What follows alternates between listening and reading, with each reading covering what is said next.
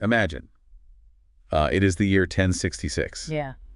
You're a peasant living in England, and your family is just completely starving. Right. Winter is setting in. Exactly. Winter is setting in, and you make this really desperate decision to just go into the forest and, shoot a wild deer just to keep your kids alive. Which was a massive risk. Oh, a huge risk. Because under these newly imposed Norman forest laws, the penalty for that isn't just like a fine. No, the king's soldiers will literally hang you or cut off your hands. Yeah, or gouge your eyes out. But here is the really terrifying part of all this. The king doesn't even want the deer. Right. His court has plenty of venison. Exactly. He just wants to make absolutely certain that you, the peasant, do not get that protein. It's wild. It completely reframes how we think about historical oppression, I mean, we usually look for, like, the marching armies or these sweeping political decrees. Yeah, but the most insidious mechanisms of control are actually often sitting right there on your breakfast plate. Which brings us to the mission of today's deep dive. We are unpacking a super provocative essay by the writer Joseph Bay. It's titled Disarm and Starve, the oldest play in the Tyrant's Handbook. Right, so let's get into it. Bay argues that this architecture of power is built on a chillingly simple concept. He says that whenever a ruling class wants to permanently subjugate a population, it relies on what he calls the two blades of the same scissors. The two blades. So what are they? Well, the first blade is controlling what the people eat, and the second blade is taking away their weapons. So he's linking metabolic health directly to political agency. Totally. I mean, if you lack the physical vitality to fight, and then you lack the physical means to actually defend yourself, You're just entirely at the mercy of the state. precisely, you're trapped. Okay, so let's explore that first blade, right? The politics of sustenance. Bay is basically arguing that rulers historically engineer the physical inability to resist. Yeah, he points to those Norman forest laws you mentioned, but he definitely doesn't stop there. He brings up the Scottish Highlands too, right? As a Yeah. prime example of this kind of biological engineering. Right, you have the aristocracy just feasting on red deer, game birds, wild salmon, all the good stuff. What Bay calls the richest, most anabolic diet available. Exactly. And meanwhile, the commoners were legally and economically restricted to just eating porridge and oats. Boiled, unsalted, and just eaten twice a day. It sounds miserable. It does, but we have to look at the physiological why behind that restriction. It wasn't just because oats were cheap. No, Bay insists those oats weren't chosen just because they were some convenient agricultural staple. He says they were chosen because they created a state of managed subsistence. Managed subsistence. Wow. Yeah.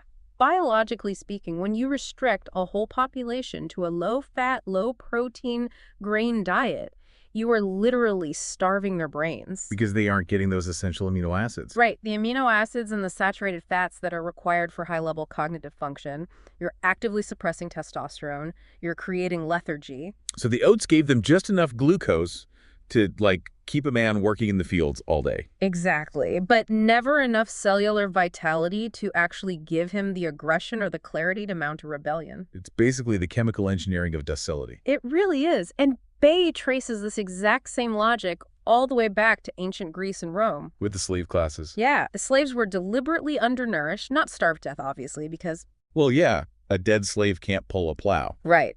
But they were kept in this state of low-grade, constant depletion, strong enough to pull an oar, weak enough to manage. Bay literally writes, and I'm quoting here, "A strong, well-fed man is dangerous. A malnourished, metabolically compromised one is manageable." It's a brutal assessment. The ruling philosophers of antiquity completely understood that the human body is a political battleground. And this is where Bay makes his really aggressive pivot, right? Because he looks at your modern kitchen pantry and says, hey, this isn't just ancient history. Yeah, he sees the exact same playbook operating right now, just, updated with much better PR.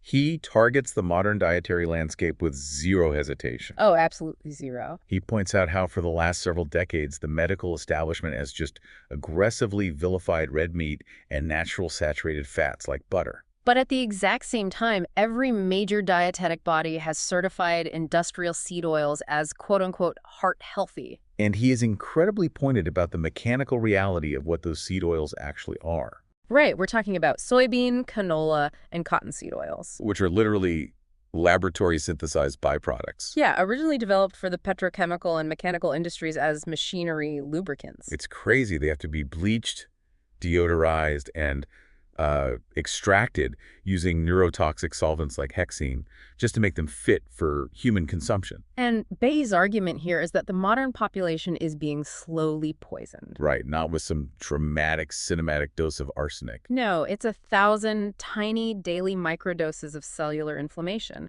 through processed food, synthetic cookware, and he argues a medical system completely captured by pharmaceutical interests. Yeah, it really makes me think of a smartphone battery.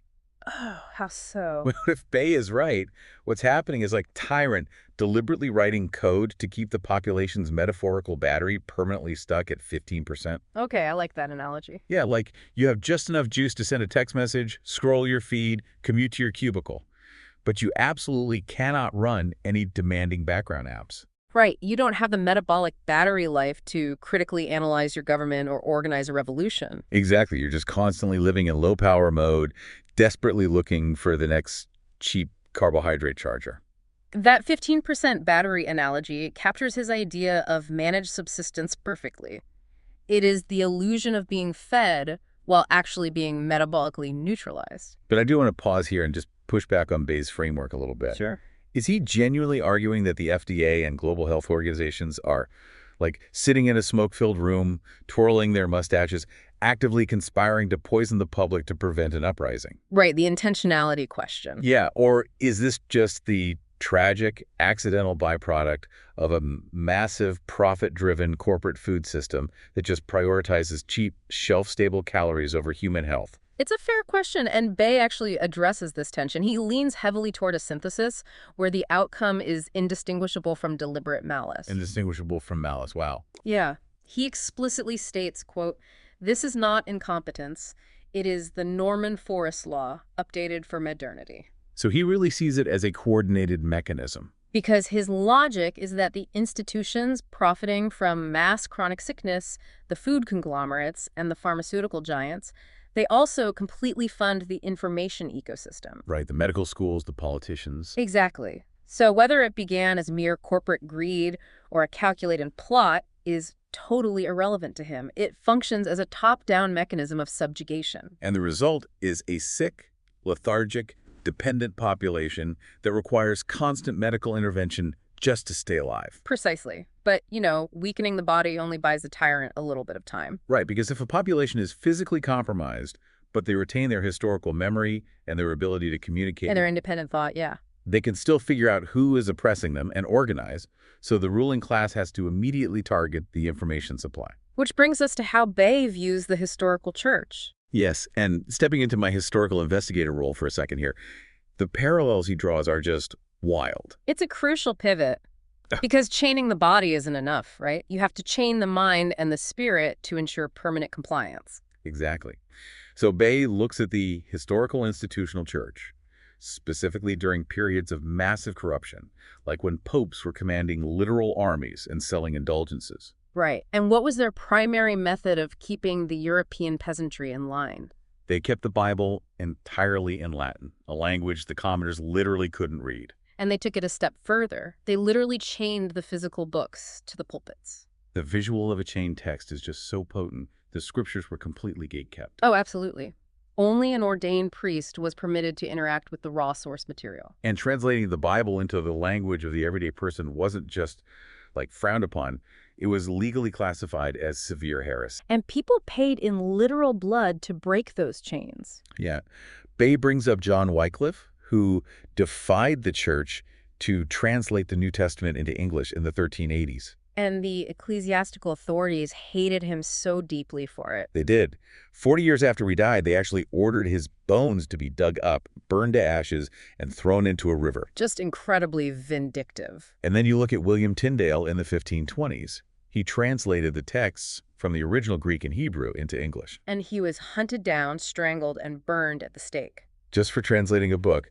Bay refers to the unfiltered word of God as the spiritual meat. The spiritual meat. I love that connection. Right. And he notes that these men died agonizing deaths simply to bring that meat to a public that was being kept in deliberate theological malnutrition. Notice the structural symmetry Bay's highlighting here. Control the literal meat in the Norman forests. And chain the spiritual meat in the cathedrals. Exactly. The architecture of tyranny always relies on severing direct access. If you can keep the people dependent on the Lord's grain and dependent on the priest's translation. You force them to rely entirely on an approved intermediary, and that intermediary controls the interpretation of reality. And power absolutely hates when you bypass the middleman. It really does, but what makes Bay's essay so provocative is that he doesn't leave this in the 16th century. Right, he brings it right into your living room today. He argues that modern citizens who think they are totally independent and fully informed are actually willingly consuming a new form of poison. From a new set of approved middlemen. Yep. The mainstream media ecosystem. He specifically targets massive legacy networks like the BBC and CNN. Because his critique is that the intermediary has just changed its outfit, but the dependency mechanics are identical. Rome chained the Bible, and modern corrupt media simply poisons the mind that reads it. We have this illusion of limitless access to information through our screens. But Bay argues we are actually just gorging on the intellectual equivalent of those processed seed oils. Oh man, intellectual seed oils. That is a brutal description. It's harsh, but it fits his framework perfectly. You are constantly consuming content, scrolling headlines, absorbing talking points. But your brain is actually being starved of deep historical truth and critical analysis. Exactly. It keeps your mind frantically occupied, but spiritually and intellectually completely malnourished. Okay, so let's follow Bayes' logic to its ultimate conclusion here. All right. Let's say a population actually figures this out. You start foraging or sourcing your own physical meat, you bypass the poison media, and you start reading the source texts for yourself. You're breaking the dependencies. Right. So if the ruling class fails to control your health and your mind, their final, ultimate failsafe has to be sheer physical force. Which leads us directly to the second blade of Bayes' scissors, the absolute necessity of civilian disarmament. And Bay approaches this topic with a pretty surprising personal preamble. He does. He explains that he didn't grow up steeped in American gun culture. He actually grew up in South Korea and came of age in 1990s Britain. So he was heavily influenced by the liberal consensus of the Western Academy. Yeah. He admits he used to view civilian gun ownership as this barbaric American pathology, a dangerous relic of frontier violence that just had no place in a civilized society. But he completely inverted his worldview. He really did. And he says what changed his mind wasn't a political debate or some lobbying group. It was simply studying the raw mechanics of history. He started looking at the chronological checkpoints of 20th century tyranny, and he realized that the path to a totalitarian death camp always runs through the exact same bureaucratic toll booth. Gun confiscation. Always. Yep. You have the Soviet Union seizing firearms from the Ukrainian peasantry, the kulaks, just before enforcing the agricultural collectivization that starved millions to death. And Mao disarming the Chinese public before the Cultural Revolution. The Khmer Rouge disarming Cambodia. Bay makes a definitive claim here. The removal of civilian weapons is not a consequence of tyranny. It is the required operational precondition for it.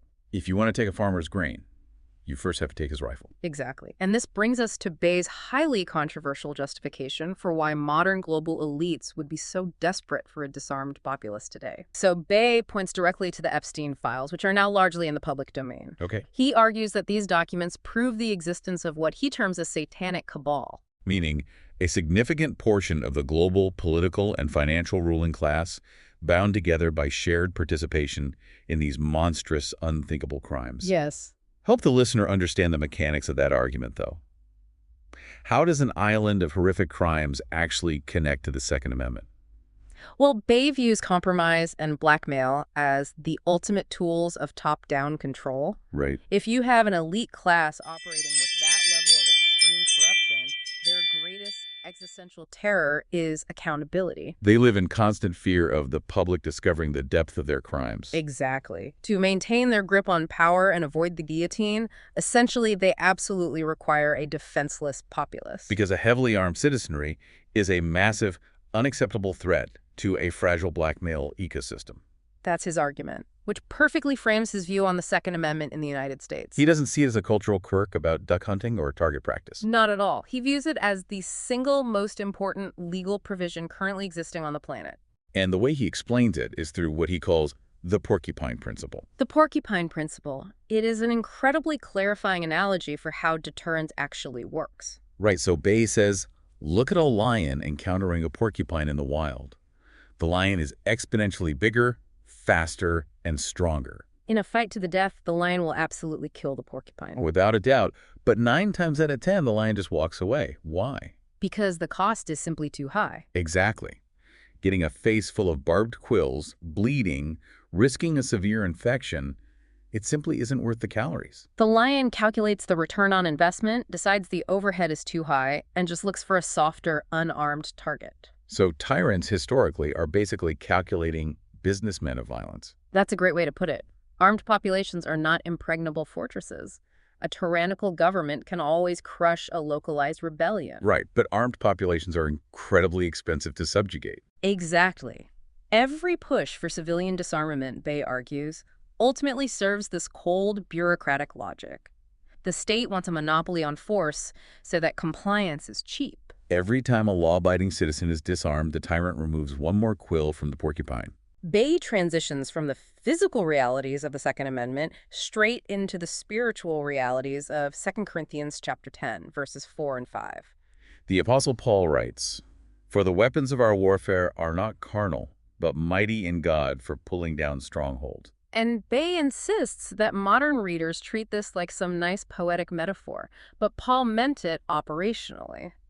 We are in a literal war against ideological, institutional, and spiritual strongholds. And humanity has been issued actual functional weapons to demolish them. But Bay argues that modern religious institutions have been pressured, infiltrated, and coerced into just laying those weapons down. He says the church has been pushed from every angle to become tame, to be a therapeutic social club instead of a prophetic militant force. It's the exact spiritual equivalent of gun confiscation. It really is. He points out how fervent corporate prayer, the kind that historically shifted cultures, is now frequently replaced by soft counseling programs. For self-help seminars and, comfortable weekly entertainment. And he highlights fasting specifically. Oh, this is fascinating. Bay notes that modern believers treat fasting as if it's some extreme, fringe practice reserved for eccentric monks, rather than a standard baseline discipline of the faith. He reminds the reader that Jesus explicitly said, "When you fast, not if you fast." It perfectly mirrors the food segment at the very beginning of the essay. Yes. Bay is essentially saying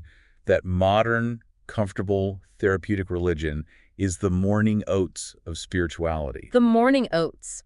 That analogy actually clarifies his critique of the church perfectly. Right. It's the illusion of being spiritually fed. Exactly. You show up on Sunday, you listen to a nice 20-minute motivational speech, you feel a little better about your week. Keeps you functioning. But it completely strips you of the dangerous vitality needed to actually confront corrupt power. Bay writes, "A church that does not cry out in prayer is a church that has quietly handed over its arms." It's powerful. You don't need a tyrant to confiscate your weapons if you are willingly disarmed by your own desire for comfort and social respectability. So when we synthesize all of these incredibly intense threads, what does the complete picture actually look like for the listener? Well, Joseph Bay's entire thesis is basically an uncompromising call to total radical autonomy. He has laid out the definitive historical playbook of the tyrant. From the Norman kings hoarding the protein to keep you physically weak, To the Soviet commissars taking your rifles to leave you defenseless. and the corrupt clerics chaining the Bibles to keep you ignorant, The goal of the ruling class is always the same.